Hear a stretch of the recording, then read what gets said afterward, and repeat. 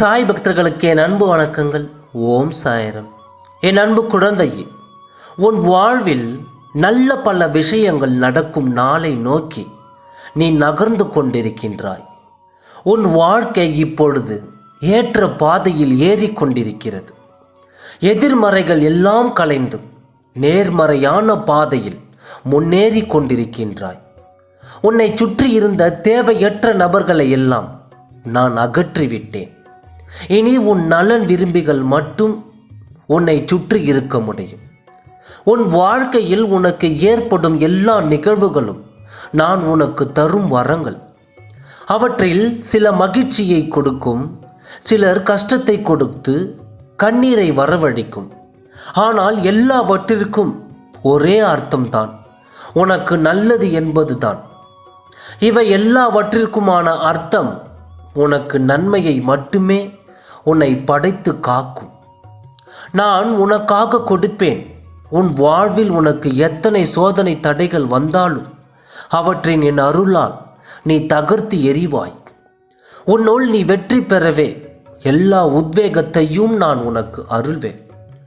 இயற்கையை யாராலும் தடுக்க முடியாது. இயற்கையை யாராலும் தடுக்க முடியாது அல்லவா? அதே போலத்தான் நான் உனக்காக தரும் வெற்றியையும் உன் முன்னேற்றத்தையும் யாராலும் தடுக்க முடியாது. என் பரிபூர்ண அருளால் உன் வாழ்வில் உள்ள தடைகள் தடங்கல்கள் என எல்லா தகர்த்து எரியப்படும்.